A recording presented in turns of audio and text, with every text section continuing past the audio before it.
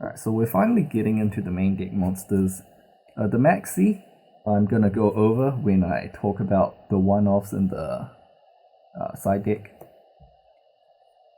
I've already briefly talked about the ratio of the tamers. Very standard 3-2-1-1 ratio, and the one I double up on is of course the searchable one, since if I open one I still can't search the other. And yeah, you just want the names so you can special summon more, increase the overall potential power output of the deck.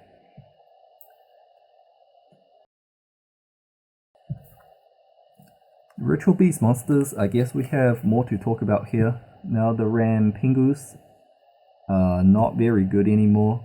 I've seen people cut it down to 2, but going first, opening, Rampingu ambush is still alright if you can back it up with some more traps to survive to the next turn, in phase, ambush Rampingu.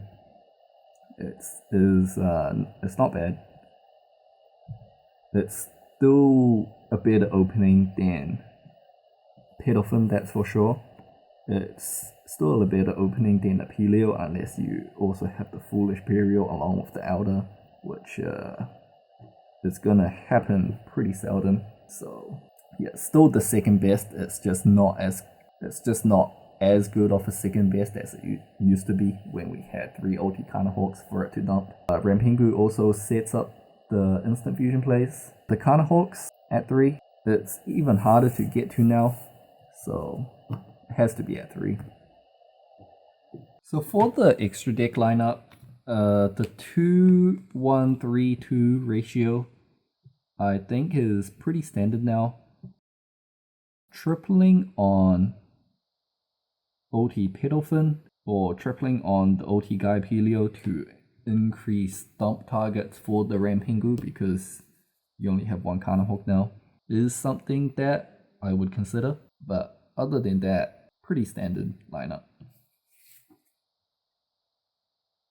Oh, and for the 1 Pedalfin, now this is one of the reasons that I don't really fear Strike that much.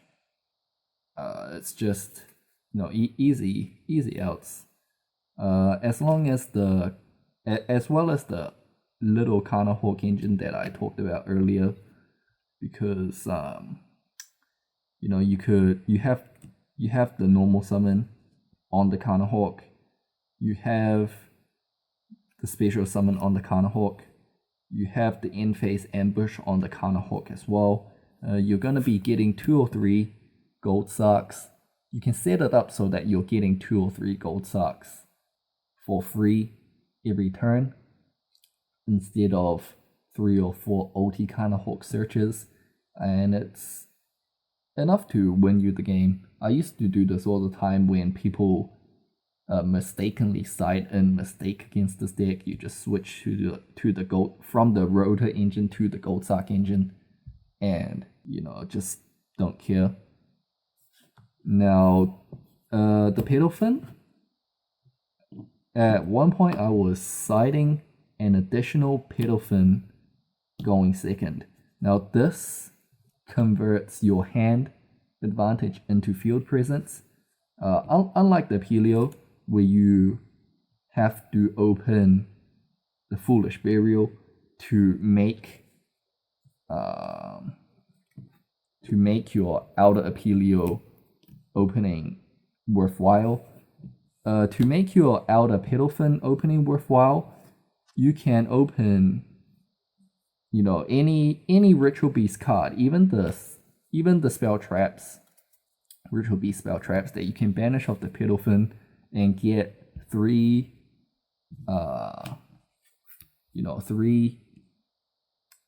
Ritual Beast names cards banished after you make the OT Carnahawk to do your Chainlink 1, Chainlink 2 combo.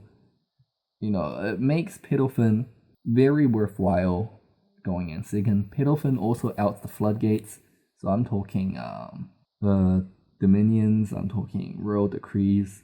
A very versatile card, but much better going second, just because you can get the looping started on turn 1 if your opponent has something that you can bounce with it. Now the rest of the extra deck, the 1 Nodin for the 2 instants, and the 6 Exceeds, Grand Pulse and Diamond Dire, there to get rid of those strikes, bait those strikes, whatever, before you go into your first OT Carnahawk, before you start OT Carnahawk looping.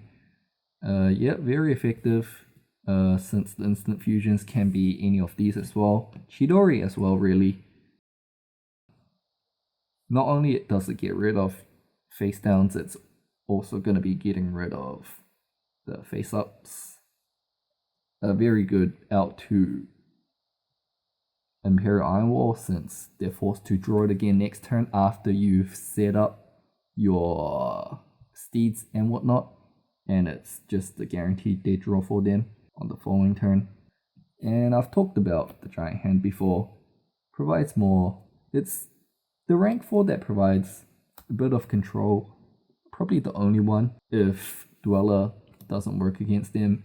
The only other option is Rafflesia, but that requires you to put traps into your deck that you didn't really need, because Steeds is just so much better and searchable.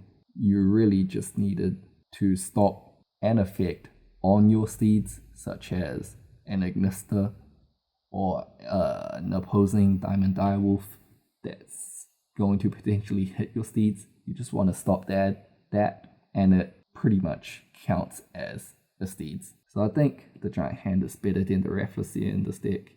Abyss Dweller, pretty obvious, especially against Burning Abyss. If you can get something in your graveyard, instant fusion for the Nodin, the threat of the Abyss Dweller is enough to play around the Beatrice. Beatrice actually stops combo decks pretty hard in their tracks. I actually have some trouble against him now, since BA used to be a pretty audible matchup for this deck. The Daigusto Emerald, just to recycle back your OT Carnahawk pretty much, giving more utility to your instant fusions. Side deck, the other 2 Twin Twisters and the 3 MSTs. This might seem oversiding, but I usually don't side these in for the same purpose. I usually don't side the Twin Twisters and the MSTs in at the same time. And the Twin Twisters are exclusively there to actually hit the decks that would set a lot of things. So I'm not talking about Monarchs. The MSTs are the ones going in for things like Monarchs. You know, just that one thing you want to hit. I mean, it's good if you can Twin Twister their domain and their set Twin Twister, but realistically, they're gonna have a domain up, they're gonna have a Twin Twister set, and they're gonna have a Stormforth set, and you're probably gonna hit the domain and the Stormforth, which is just really stupid. So MST is just better there, unless you have the Twin Twister discarding Spiritual Beast, so you can bring it back with Zephyr and Pelika.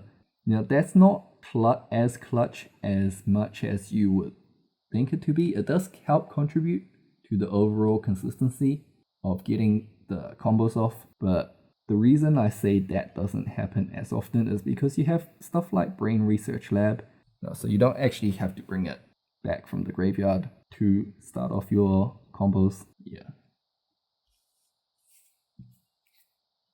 And since we're on the Brain Research Lab, it also does help you break through those lockdowns. You know, they stop your first attempt at getting a Tamer and a beast onto the board. Or maybe they just decided to Solemn Strike your normal summon, which is Zephyr and Pilica trying to bring something back. For some reason, people do that. And if you have the Brain Research Lab, you can additionally normal summon your Win, and just keep going. Do the same combo that you would have done. Get your 3 or 4 searches. Brain Research Lab, I think, is actually pretty necessary in this deck at this point. But moving on for the side deck, the 3 Chalices mainly here to deal with Beatrices. You don't want a Dark Hole or Rageki. The Beatrices, these are all things that I've considered. They just bring out their Pilgrim, Dante adds back their Farfa, and same story happens really. You definitely just want to Chalice their Beatrice, get off your combo, and hopefully set up Dweller Steeds. The Soul Drain, this usually goes in when Macro would have come out. Sometimes I might even side the Defissure out and put the Soul Drain in, since this accomplishes the same thing, but it doesn't lose to Imperial Iron Wall. So pretty good. Protect your floodgates with Ulti Gaia Helio, and that's a lock that they should not be getting out of. The Necro Valley, searchable of Terraforming. This and Zombie World, I had quite a bit of thinking about. Now, Zombie World and Necro Valley are both there to stop Stormforth either against Monarchs. You activate you terraforming for this if you have, Outer Kana Hawk, for example, and they can't stop you with Stormforth, since either has to banish one from the graveyard and either is not a zombie if we're talking about Zombie World. As for Escalation, this does not stop Escalation, and Zombie Worlds would stop Escalation as long as they don't have Erebus, which is a zombie. So Zombie World is actually slightly better in the Monarch matchup than Necro Valley. Necro Valley also stops them banishing their Pantheisms, stops them banishing their idols to bring back the idea, stops them, or it doesn't stop Prime, but it does force them to summon the Prime as soon as you activate Necro Valley, because that's the only time that they could summon it. But Zombie World is still overall or slightly better than the Monarch matchup, just because of the Escalation and no Erebus thing, which means the main reason Necro Valley is here instead of Zombie World is for its applications in the other matchups. Like Cosmo, if they have some ships on board, you have some steeds set, summon some Ritual Beasts, activate your Necro Valley, and steeds off their ships. This is just better in more matchups than Zombie World. Now, the 2 system downs. The main reason that Ritual Beasts can't exist in this format is not because of the slight hit that we took with Ulti Kana Hawk going to 1. You could easily play as you normally do. You just lose a bit of power off the Rampingu and a couple of other minor interactions. That's not the main reason. Solemn Strike, again, is not the main reason. The main reason is because this deck cannot get over Dark Eclipser.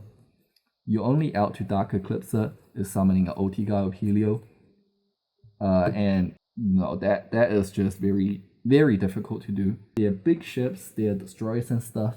You can usually play around them, but once the Eclipser hits the field, you're pretty much done. Just scoop it up, go to the next game. If there's no next game, scoop it up, sign the slip, go to the next match. If there's no next match, scoop it up, go home. Can't get over Dark Eclipser. This is just there to get rid of the Dark Eclipser pretty much, and at the same time it gets rid of some, maybe all of their Eclipser fuel in the graveyard if they want to drop more Eclipsers in the future. I was debating on just taking the Cosmo matchup as order loss and not cite anything for that matchup, which yeah, you could do. Just, you know, take the order loss, because even if you resolve a system down on multiple of their ships, they probably can still recover and beat you just because of Eclipser. You know, they could Cosmo Town back their Eclipser, or they could summon a tin can, grab the Eclipser, or set a Call of the Haunted, reborn the Eclipser, it's back online, and you're probably still gonna lose anyways, even if you system down for multiple. I think it's totally fine to just sign nothing for that matchup and pray that they brick. Now the rest, and I'm going back into the main deck for the maxi here. The rest are the one-offs. Now my theory on one-offs is that if you want to open something but don't want to top deck into it, it should be ran at 1. And that's mainly from a statistical point of view. Assuming a 40 card deck, you have a 15% chance of opening a one-off and a 33% chance of opening one or more of a 3-off. So going from 1 to 3, you've increased the chance of opening it by slightly more than 100%. However, if you do not open it, the chances of you top decking into it is increased by 200%. So it went from, you know, 1 out of 34 on your next top deck to 3 out of 34. So that's a 200% increase in the chance of top decking it. So that's when they go off, do their combo, and you top deck your maxi, which is probably going to lose you the game because it is absolutely useless in that scenario if you can't get over their board anyways. So you want to be top decking your 3-offs at that time, something like a Twin Twister instead of the maxi, which you have a 3 times greater chance of top decking because you're running 3 Twin Twisters and only 1 maxi. Same with the Flying Sea. If they've already established their Beatrice and you can't get over the board, you summon your Elder, you summon your Beast, they fire for Banish 1, you end your turn. The Flying Sea is not doing that well. It's only going to become live once you get over their board. You do stop them making more exceeds on their turn, but at that point they don't even need it to beat you. So again, it's something you want to open but not top deck into. The Mask of Restrict, again, is slightly different because unlike these, this is the one that can be countered by opposing MST or Twin Twister. It's a pretty perfect floodgate for the Monarch matchup because it does shut down both their offense and defense, which is pretty cool. But again, when they've established, their domain, their majesties, their vanities, their big 2/8 monarchs, you don't really want to be top decking this. You need to out their board, and then this card becomes live. I mean, it does stop their further tribute summons if they can't get rid of it, assuming that you have the resources to out their board. But that's a lot of hoops to jump through. A Gamseel is the only one in here that you don't mind top decking. So this one, the one-off rule doesn't apply to. You can open this and you can top deck this. But yeah, the only reason I'm running one is I just kind of wanted a fourth Forbidden Chalice. That's why I'm running one Gamseel. So this isn't really one-off. It just happens to also get rid of stuff like Magnus if I open exceptionally well and can store the game out long enough so that I would draw into it. I mean, the only other way this deck is gonna be getting over Magnus is if you summon double guy Apelio boosted by the Apelio to 3/7, they're probably gonna spin one, and then the other one's gonna run over. Like, that's not really gonna happen over the course of a game. But yeah, that's that. Current format, Ritual Beasts. Dark Eclipse are a huge problem. For those people who found these explanations very confusing, I might do a visual demonstration on what I'm talking about in a later video. So yeah, that's that. The Ritual Beast deck profile for the current format. I hope you guys enjoyed it, and that's me.